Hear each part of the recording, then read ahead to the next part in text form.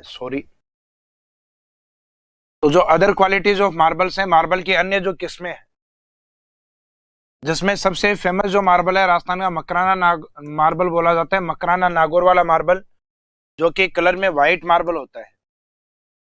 तो सफेद मार्बल राजस्थान में कहाँ पाया जाता है? मकराना नागौर।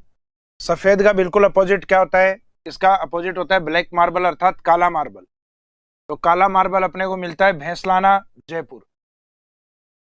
तो भैंस कलर में सामान्यतः कैसी होती है? सामान्यतः होती है काली। तो भैंसलाना में जो आपको मार्बल मिलेगा जयपुर में, वो काला मार्बल मिलेगा। राजस्थान में कोई भी स्टोन है और उस स्टोन के नाम के पहले अगर पीला या येलो शब्द यूज होता है, वो चाहे ग्रेनाइट स्टोन हो, चाहे सैंड स्टोन हो, चाहे मार्बल स्टोन हो, उनके नाम में अगर पहले येलो लगा हुआ है, पीला लगा हुआ है, तो उसका आंसर रहेगा जैसलमेर। यानी पीली इमारतों का जो शहर कहा जाता है या पीले दुर्गों का जो शहर या सिटी है, वो जैसलमेर को माना जाता है। तो जैसलमेर में येलो मार्बल अधिक है, जिसमें एक लोकेशन आती है पीथला। फिर आता है next green marble. Green marble जहां राजस्थान में फॉरेस्ट्री या वन सर्वाधिक है, जो कि उदयपुर डिस्ट्रिक्ट में है।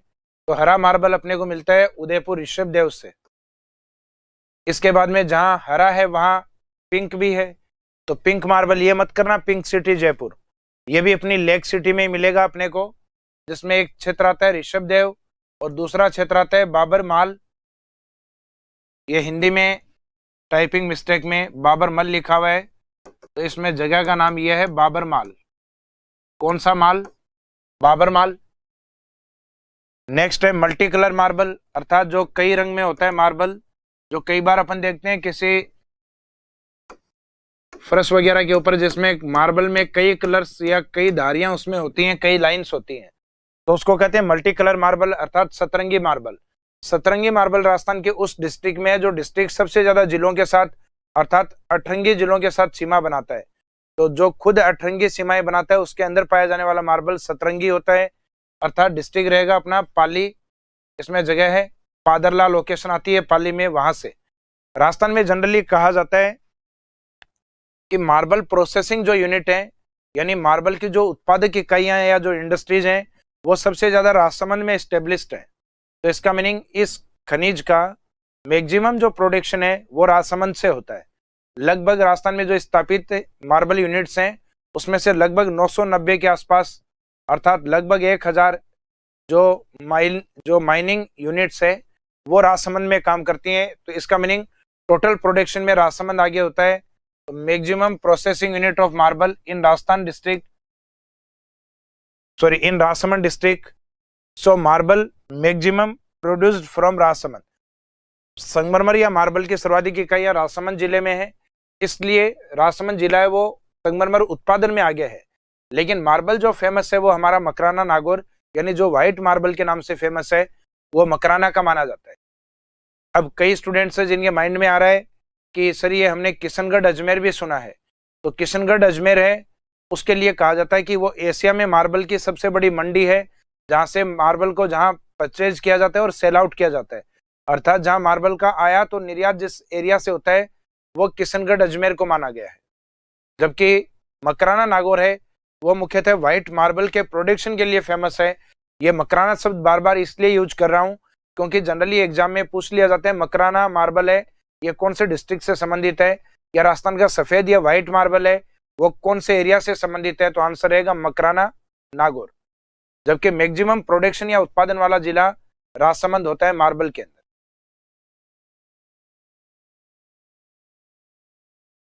फिर आता है लाइम स्टोन या चूना पत्थर, यानी ये कुछ स्टोन जो अपन ने कंप्लीट किए हैं, उनके अलावा एक स्टोन और बचा हुआ है लाइम स्टोन या चूना पत्थर। चूना पत्थर का जो सामान्य उपयोग है एक तो सीमेंट इंडस्ट्रीज में, इसके अलावा कलर मेकिंग में या घरों में जो पेंट या पुताई अपन करते हैं कलर के रूप में, उसके रूप में भी यूज होता है। और मुख्यतः जो अपना पान या जो कत्था बनाया जाता है उस कत्थे में भी चूने को लगाया जाता है, अर्थात तंबाकू के साथ इसका यूज किया जाता है।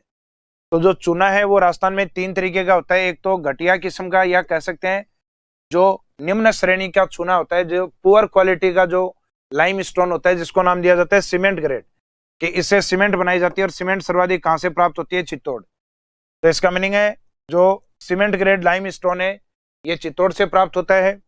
दूसरा है केमिकल ग्रेड। तो केमिकल ग्रेड वाला जो है वो मुख्यतः अपने को जोधपुर से प्राप्त होता है, जो कलर में व्हाइट होता है, जो कलर में व्हाइट होता है। नेक्स्ट है सबसे बेस्ट क्वालिटी का चूना पत्थर, जिसको नाम दिया जाता है स्टील ग्रेड। स्टील ग्रेड का क्षेत्र मुख्यतः जैसलमेर सोनू क्षेत्र वाला पार्ट है। तो मुख्यतः ये वाला जो लाइम स्टोन वाला जो डायग्राम है वो इस तरीके से आपको याद रखना है। एक तो ये चित्तौड़ वाला पार्ट है जहां पे सीमेंट ग्रेड लाइम स्टोन, यानी जो निम्न श्रेणी का लाइम स्टोन है चित्तौड़ से। जोधपुर और नागौर के टच वाले एरिया में मुख्यतः यहाँ पर है केमिकल ग्रेड, जो कि सामान्यतः सफेद चूना पत्थर होता है जिससे सफेद सीमेंट भी बनाई जाती है। और एक आता है पश्चिमी राजस्थान की ओर, जैसलमेर वाला पार्ट, जहां पाए जाने वाला जो चूना पत्थर है उसको नाम दिया जाता है स्टील ग्रेड। तो स्टील ग्रेड चूना पत्थर कहाँ का फेमस है? स्टील ग्रेड जैसलमेर का, केमिकल ग्रेड जोधपुर का और सीमेंट ग्रेड चित्तौड़गढ़ का। इनमें सर्वाधिक उत्पादित होता है ये जोधपुर वाला। इस कारण जनरली अपन कहते हैं कि जो चूना पत्थर है, इस चूना पत्थर के उत्पादन में सबसे आगे जोधपुर होता है, क्योंकि सबसे ज्यादा जनरली अपने केमिकल ग्रेड का यूज अधिक होता है, जबकि सबसे बेस्ट क्वालिटी होती है स्टील ग्रेड।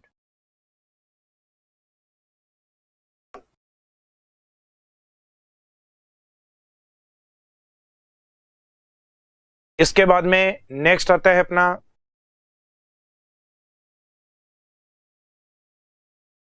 मिनरल्स के अंदर पोटास। ये खनिज राजस्थान में बहुत कम समय पहले ही खोजा गया है और आज राजस्थान कहा जाता है इसके प्रोडक्शन में एक बड़े भंडार के रूप में राजस्थान में मिल चुके हैं और प्रोडक्शन भी बड़े स्तर पे हो रहा है। इसमें मुख्यतः राजस्थान का जो बीकानेर डिवीजन है या बीकानेर जो संभाग है उस क्षेत्र से इसका अधिक उत्पादन है, जिसमें राजस्थान के ऊपर वाले जो 4 जिले हैं अर्थात GH, गंगानगर, हनुमानगढ़ और बीकानेर और चूरू वाला जो पार्ट है ये इसमें अग्रणीय है, जिसमें प्रमुख डिस्ट्रिक्ट माना जाता है हनुमानगढ़ एंड बीकानेर, गंगानगर और चूरू। ये मुख्यतः एक फर्टिलाइजर मिनरल्स माना जाता है, यानी इन जिलों से उत्पादित जो पोटास होता है, इस पोटास का उपयोग मुख्यतः उर्वरक उद्योग में किया जाता है। फर्टिलाइजर इंडस्ट्रीज यानी उर्वरक उद्योग में इसका उपयोग किया जाएगा। इसके बाद में नेक्स्ट पॉइंट अपन कवर करके चलेंगे पॉइंट नंबर 6 के रूप में। तो अभी तक जो कवर किए अपन ने अरावली, वागड़ रीजन, कले मिनरल्स, स्टोन मिनरल्स और एक पोटास को अलग से किया। पॉइंट नंबर 6 में अपन अरावली रीजन को टारगेट करेंगे, यानी कुछ जिलों को टारगेट करेंगे। इससे पहले अरावली अपन एक बार ले चुके हैं, जिसमें अपन ने मिनरल्स को टारगेट किया था, कॉपर को, आयरन ओर को, जिसमें जिंक, लेड एंड सिल्वर को, सीसा, जस्ता और चांदी को। लेकिन इस बार अपन टारगेट करेंगे मिनरल्स के स्थान पे रीजन या क्षेत्र को। तो इसमें पाए जाने वाले जो प्रमुख क्षेत्र हैं अरावली के अंदर, उनमें से जो प्रमुख डिस्ट्रिक्ट है जहां खनिज उत्पादन अपन देखेंगे, उसमें एक तो उत्तरी अरावली से डिस्ट्रिक्ट लेंगे, एक मिड अरावली से और एक सदर्न अरावली से। तो नदर्न अरावली से डिस्ट्रिक्ट चुनेंगे अपन सीकर को और वहां के खनिज देखेंगे कौन कौन से हैं। मिड अरावली से जो मुख्य जिला आता है वो आता है अजमेर और वहां के मिनरल्स देखेंगे। और सदर्न अरावली के अंदर जो प्रमुख डिस्ट्रिक्ट आता है वो आता है उदयपुर, यानी जहां अरावली मैक्सिमम है। तो अरावली के तीनों पोर्शन के अंदर अपन 3 डिस्ट्रिक्ट के एरिया को लेके और उसके बाद में वहां से मिनरल्स को लिंक करेंगे कौन कौन से खनिज यहाँ पे है। जैसे जनरली अपन जो लास्ट अपन ने जो अरावली बेल्ट वाले किए थे उसमें अपन ने यहाँ पे मिनरल्स को टारगेट किया था, उसके बाद में एरिया को याद किया था। यहाँ एरिया पहले देख लेंगे और मिनरल्स को बाद में लिंक करेंगे अपन। तो इसमें अरावली का जो नदन पार्ट है, जिसमें अपन ने टारगेट डिस्ट्रिक्ट लिया है सीकर। सीकर डिस्ट्रिक्ट है जो देखने में अपने को एक इस प्रकार की आकृति में दिखाई देता है, कपनुमा या अर्धचंद्राकार प्रकार की आकृति में। तो सीकर की आकृति को एक बार के लिए आप इस शब्द में याद करें कि यह देखने में कैसा दिखता है, ये कप जैसा दिखता है, जिसमें कै का मीनिंग रहेगा कैल्साइट और पै का मीनिंग रहेगा पाइराइट्स।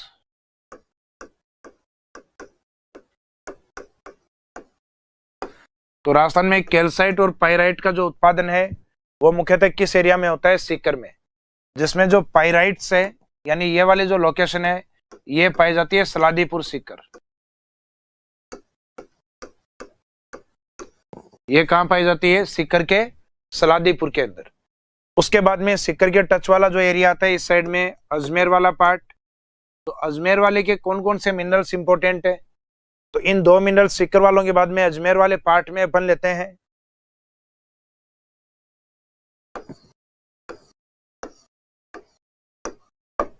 ये बीच वाला पार्ट है ये अजमेर, जिसमें कुछ एक मिनरल्स को अपन ट्रिक्स के अकॉर्डिंग कवर करेंगे।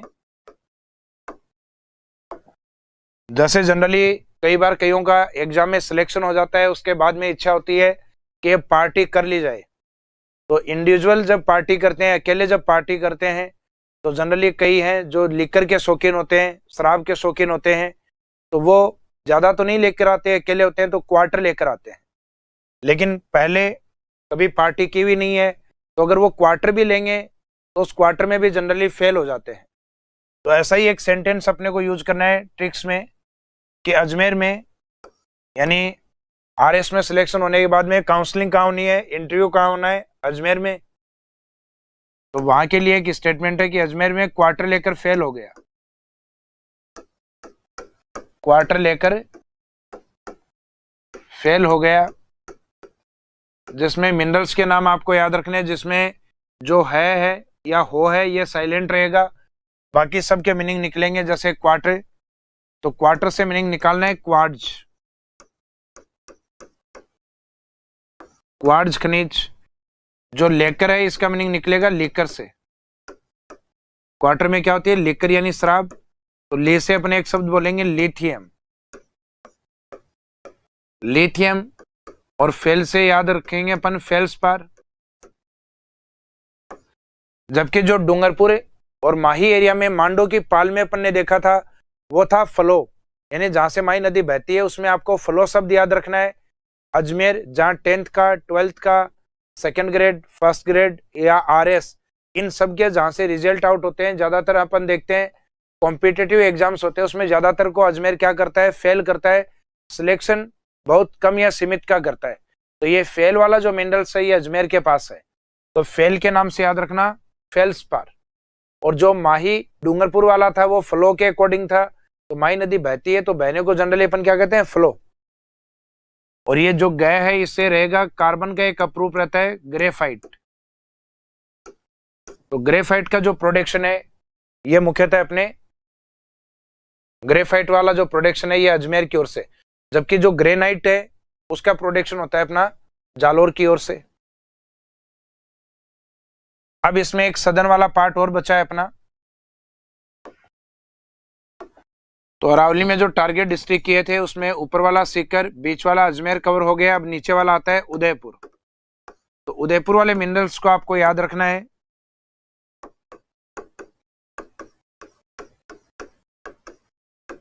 एस्बेस्टोस के नाम से, जो कि उदयपुर में एक प्रसिद्ध लोकेशन है ऋषभदेव, जहां मैंने आपको ग्रीन मार्बल और पिंक मार्बल दोनों बताए हैं। एस्बेस्टोस के बाद में इस क्षेत्र में घिया पत्थर, जिसको जनरली सोप स्टोन कहा जाता है, इसमें लोकेशन आती है। ऊपर वाले में जो लोकेशन थी ऋषभदेव, उसके देव को नीचे लेकर आना है अपने को, देव। आगे फिर उसमें जगह जोड़नी है देवपुरा, देवपुरा सालोज रीजन या देवपुरा सालोज क्षेत्र। तो देवपुरा सालोज रीजन है ये उदयपुर में किसके लिए फेमस है? घिया पत्थर या सोप स्टोन, जिसके सामान्यतः खिलौने बनाए जाते हैं। और डूंगरपुर की ओर इसके खिलौने बेचे जाते हैं, जो कि सामान्यतः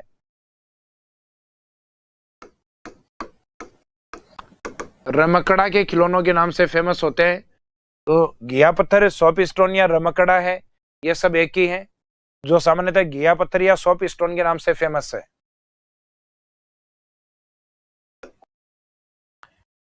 इस डायग्राम में भी लिखा हुआ था कि जो घिया स्टोन है या जो घिया पत्थर है is also known as soapstone, या ये एक सॉफ्ट स्टोन होता है वैसे तो इसको सोप स्टोन या सॉफ्ट स्टोन कहा जाता है। तो सामान्यतः इसको सोप स्टोन या सॉफ्ट स्टोन के रूप में अपन जानते हैं। यानी एक मुलायम पत्थर के रूप में। और इसी एरिया में पाया जाने वाला एक प्रमुख खनिज रॉक फॉस्फेट, जिसका जनरली यूज होता है फर्टिलाइजर या उर्वरक के अंदर। यह मिलता है उदयपुर के एक एरिया है झामर कोटड़ा। इस एरिया के बारे में एग्जाम में कई बार जनरली दे दिया जाता है कि झामर कोटड़ा से जो प्रोड्यूस मिनरल्स है वो कौन सा है। तो झामर कोटड़ा से प्रोड्यूस मिनरल्स या उत्पादित जो खनिज है वो है रॉक फॉस्फेट, जबकि घिया पत्थर या सोप स्टोन, देवपुरा और एस्बेस्टोस है ये ऋषभदेव उदयपुर से उत्पादित। तो सिलेक्शन के बाद में आप क्या करोगे, ऐश करने जाओगे कहाँ पे, लेक सिटी में, जहाँ होटल में रुक के किसकी सब्जी खाओगे, एक घिया आती है लौकी जिसकी सब्जी खानी, मतलब जनरली अपने को इस तरीके से याद रखना है कि ऐश करने जाएंगे और क्या खाएंगे, घिया। और अगर सिलेक्शन नहीं होता तो उदयपुर जाने से अपने आप को रोक के रखना है, तो रोकेंगे। अगर सिलेक्शन नहीं हुआ तो कहाँ जाने से, उदयपुर। तो ऐश करेंगे, घिया खाएंगे, और सिलेक्शन नहीं होता तो रोक के रखेंगे, कहाँ जाने से, उदयपुर जाने से। तो रोक से रॉक फॉस्फेट, जिसका प्रोडक्शन झामर कोटड़ा उदयपुर से होता है। इसके बाद में नेक्स्ट है मिनरल्स ऑफ नागौर, अर्थात नागौर वाले खनिज। इसका मीनिंग है ऐसे खनिज है जिसमें नागौर कम से कम काउंट होगा, यानी नागौर उसमें शामिल किया जाएगा। तो इसमें दो प्रमुख खनिज आते हैं, जिसमें एक को तो आपको याद रखना है जिप्सम के नाम से, और एक दूसरा टी यानी डायरेक्ट रोमिंग मीनिंग टंगस्टन के नाम से। तो जिप्सम और टंगस्टन के प्रोडक्शन में नागौर डिस्ट्रिक्ट दोनों में ही काउंट होता है। हालांकि जिप्सम के अंदर नागौर को मैक्सिमम में नहीं माना जाता, लेकिन टंगस्टन के उत्पादन में राजस्थान में नागौर को एक अग्रणी डिस्ट्रिक्ट माना जाता है। तो maximum production of gypsum from Bikaner in Rajasthan. तो जिप्सम वाले में आप याद रखना कि जिप्सम का सर्वाधिक जो उत्पादन है वो बीकानेर से होता है। तो फर्स्ट जो डायग्राम बनाएंगे वो अपन जिप्सम के अकॉर्डिंग ही कवर करके चलेंगे, जिसमें जो मेन टारगेट डिस्ट्रिक्ट है वो तो रहेगा नागौर। बाकी इसके साथ जो डिस्ट्रिक्ट रहेंगे इंटरनेशनल बॉर्डर बीकानेर, जैसलमेर और बाड़मेर वाले रहेंगे। अर्थात बीकानेर है वहां के कुछ एरिया, जैसलमेर है वहां के एरिया, और लास्ट में जो बाड़मेर है यहाँ के एरिया। तो इसमें जो बीकानेर वाले जो पॉइंट हैं या जो एरिया है या माइनिंग है वो फेमस है सर के नाम से, यानी एक तो लूणकरण सर और एक लोकेशन आती है जामसर। तो ये जो जामसर साइट है बीकानेर की, ये जिप्सम के लिए ज्यादा प्रमुख मानी जाती है। जैसलमेर की ओर एक तो जो लाठी सीरीज वाला क्षेत्र था, और जो एक रन भी था पोखरन, और उसी एरिया में जहां पानी अधिक मिलता है वो है चांदन। बाड़मेर वाले क्षेत्र में जहां 2006 में फ्लड या बाढ़ आई थी, तो वो लोकेशन थी कवास बाड़मेर। और एक अपने एयरफोर्स का हवाई अड्डा यहाँ बना हुआ है, एयरपोर्ट बना हुआ है, जिसका नाम है उत्तरलाई, उत्तरलाई बाड़मेर। तो उत्तरलाई बाड़मेर, कवास और जैसलमेर में पोखरन चांदन। बीकानेर के सर एंड सर दो लोकेशन है, लूणकरण सर एंड जामसर। नागौर के अंदर जो फेमस लोकेशन है जिप्सम के लिए, उसमें से सबसे इंपॉर्टेंट है गोट मांगलोद,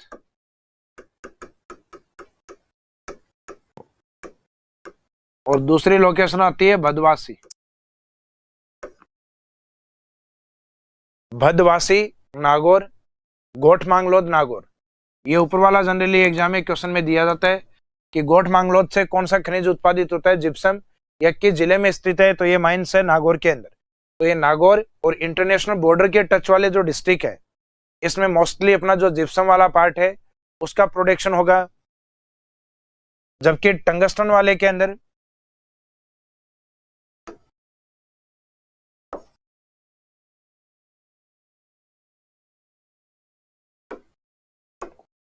टंगस्टन में नागौर तो शामिल रहेगा क्योंकि नागौर दोनों में है, लेकिन इसके साथ मैक्सिमम जो बाउंड्री बनाने वाले डिस्ट्रिक्ट है उसको शामिल किया जाएगा, और एक हिल स्टेशन वाले डिस्ट्रिक्ट अर्थात सिरोही को शामिल किया जाएगा। अब इसमें जो फेमस लोकेशन है टंगस्टन के अंदर, नागौर में एक प्रमुख माइंस एरिया आता है डेगाना, जो कि रेवत के पहाड़ियों में स्थित है। रेवत हिल्स अर्थात नागौर वाला जो पार्ट है उस एरिया में ये फेमस है। जबकि पाली की ओर जो लोकेशन आती है उनका नाम है नाना कराब। नाना खराब नहीं बोलना है, नाना कराब। तो नाना कराब पाली है, ये मुख्यतः किसके लिए फेमस है? ये टंगस्टन के लिए। और जो सिरोही वाला लोकेशन है उसमें दो प्रमुख लोकेशन आती हैं। एक तो आता है इसमें वालदा लोकेशन, और एक जो आपका सुना हुआ है ऐसा लोकेशन है आबू, लेकिन इसमें एक लोकेशन साथ में आती है रेवदर। तो आबू, रेवदर, वालदा ये मुख्यतः फेमस है टंगस्टन को लेकर।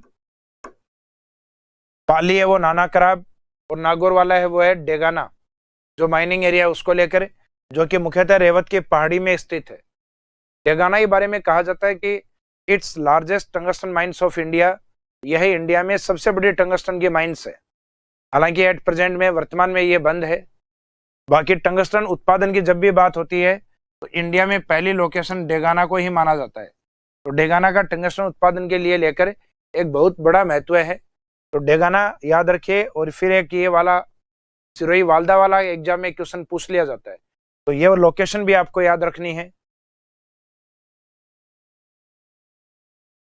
तो टंगस्टन के बारे में डेगाना से संबंधित जो इंपॉर्टेंट पॉइंट जो मैंने अभी बताया आपको, Degana is the largest tungsten mines of India, it is located in Nagaur. अर्थात एग्जाम में डेगाना के लिए आ जाता है तो एक तो ये बताना सबसे बड़ी टंगस्टन माइंस है, और दूसरा ये लोकेटेड कहाँ है, तो ये राजस्थान के नागौर में स्थित है। और कौन से पहाड़ी क्षेत्र से उत्पादित होता है, तो मुख्यतः रेवत हिल्स अर्थात रेवत के पहाड़ियों से अधिक उत्पादन होता है।